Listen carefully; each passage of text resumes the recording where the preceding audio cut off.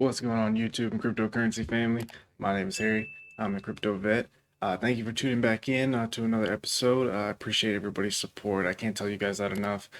Today in the markets, I wanted to do a quick video since I will be doing a lot of streaming today to go over different ways to set up wallets and how to get XRP and things like that. So I was going to make this video as short and sweet as I could, but try to cover the basics.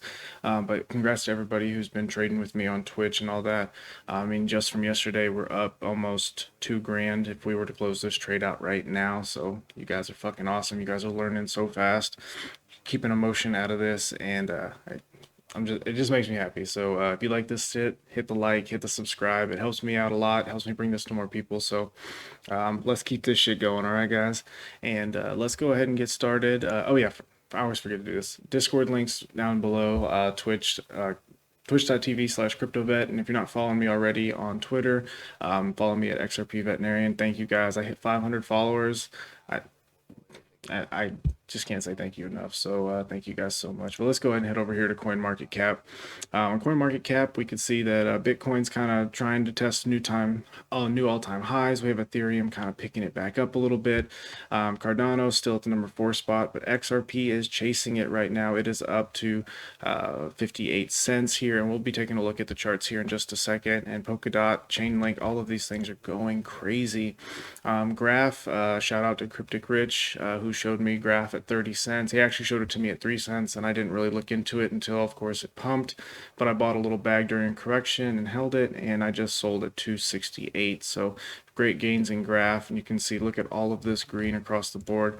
The biggest losers aren't even big losers, because look at how much they gained, and now they're having 6% corrections after 100 plus. So great time to be in crypto, right?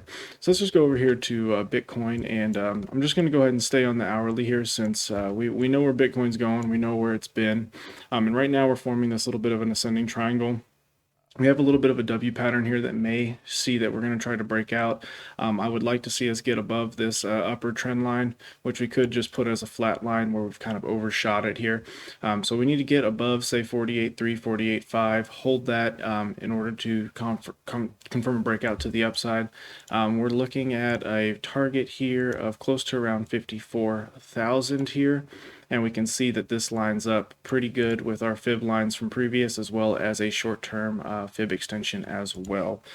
So that's the target we're looking for here. But with all the bullish news with different places accepting crypto, allowing buying it, Tesla bought 1.5 billion in crypto. Lots and lots of positive news for Bitcoin and crypto in general. So I'm definitely looking out for that. But we could come back down to retest around 45. The bearish targets, though, are not as good as we want to hear, but we always have to remember that this shit doesn't always go straight up.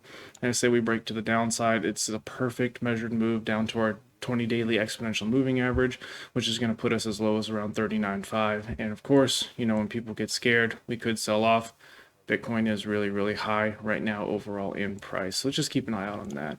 And just a quick look at Graph here with a trend-based fib from when it first started all the way down to its first all-time high to the low that it reached. The 4.236 has already been met, which is why I decided to sell. This is something that has gone absolutely parabolic here. This is 1,200% from 22 cents. So if I had bought a shit ton more, I would have made a lot more money. But this is good gains, guys. So if you want to hold for the long haul, great.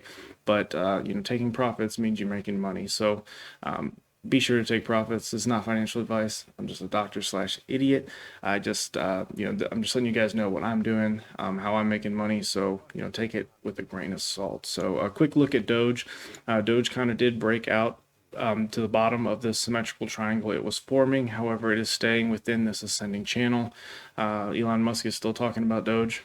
Yeah, and Bull Monkeys told me about an article where the founders and people of Dogecoin are actually working to make it more secure and more feasible as a cryptocurrency. So something could come of that, but there are other projects that do it better already, XRP. So again, make with that what you want. But if we did say a measured move, say we come back up, get back above support, it's back to my target of around 10.5 cents, 11 cents, where I still have sell orders in Robinhood and Kraken in case it does pump that high.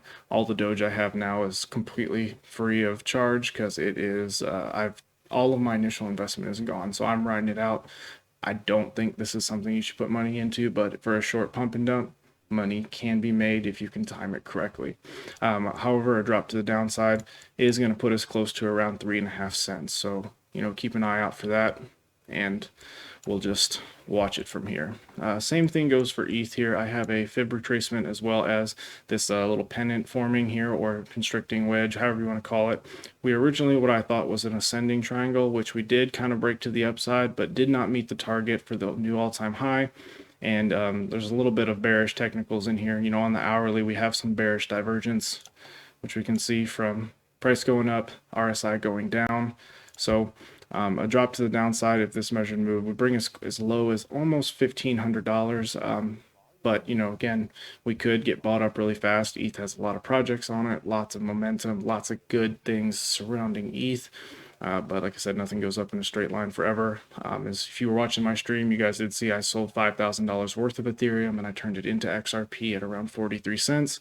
Turned out to be a pretty good fucking buy because Ethereum went up $85 in that time and XRP went up 20 something cents. So, it's much, much better. And this is why I move things around. Also, XRP has the biggest ROI as far as large cap coins can go, and to me is the safest. But you guys know I love my XRP.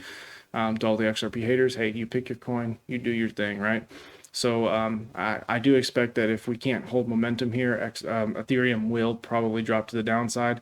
But what we've seen with Ethereum before is it just forms a different pattern. So we may just move into a little ascending wedge here, which it's done in the past. As you can see right here, it farmed something we thought it was going to go, found a drop, retested the 20 daily exponential moving average, and what do you know, this would put it right back down there to retest it. So don't get too greedy on your ETH longs. So just play it safe as you go. Then of course for XRP, I have my big old chart out here, which we've been following for a while. We've been watching different patterns play out. I know everybody's excited it's going to go to the moon. I definitely hope so, but we got to remember the bearish target here. If you picture this symmetrical triangle right here, line, if we say this was the overshoot and this was the actual pattern we should have stayed in, a break to the downside from here, if this was to come down in another little flash crash like this, could bring us all the way back down to 29 cents. So this is my bearish target, especially if we have some really bad news with Ripple lawsuit, anything along those lines. So make sure you're prepared. If you've got a big ass long position in Bybit, Binance, whatever the case, be sure you're taking profits. As you can see, I've been taking profits as we go because I would rather have a bigger bag of XRP, even if the price goes down, than lose half of it in a trade trying to buy my way out of the position. Okay, so right here we can see, I always forget to change this thing. We can see here that this is kind of a weird pattern, right? Like, how the hell do you even trade this? We got to shoot up. We know where our fib lines are. We know where our previous targets are. And we come down 50%, and then we just slowly build momentum up, and then right here, we thought we were done. No, just kidding. And we dropped much lower to retest a lower support, and now we're on our way up. My target was met right here, and I'm just waiting for another short trade to get closer to that. I'll go out half of my position, I'll adjust my stop loss to profit, and we'll just see what happens, right? But if you aren't taking profits and it goes down, well, then who cares that you made a good trade? You didn't capitulate on it. So from here, we're gonna have to see. I drew this line here as a measured, or just a copy move of this triangle, to see if maybe this same resistance would potentially transpire. So if we come down, I'm expecting that we will have even more resistance again at around 64, which, if you can see right here, between 62 and 65 cents is right where this trend line would meet. So remember, we're trying to predict patterns here, so we'll have to see what could happen. But if XRP does blow past the 70-cent point, where we hit our last high here around 78 cents, it could just go parabolic. So, which is the reason why we put our money on these trades. We want to see what can happen. We're checking to see where this thing can go. So here on the short term, looks like my trade actually probably just got stopped out, just because I always stop my trades out in profit. As you can see here, even though it's a smaller win, all of this is in profit. So just slowly building that bag up. But here on the 5-minute chart, I'm expecting us to follow this ascending channel until told otherwise, because the trend is my friend until it ends. So I'll most likely just throw in another buy order right around here, and we'll see if we can get a small pump, take some profits. If it keeps going, keeps going. But so that's going to do it for today. I just wanted to go over some quick stuff on the market. We'll see how the market's closed today.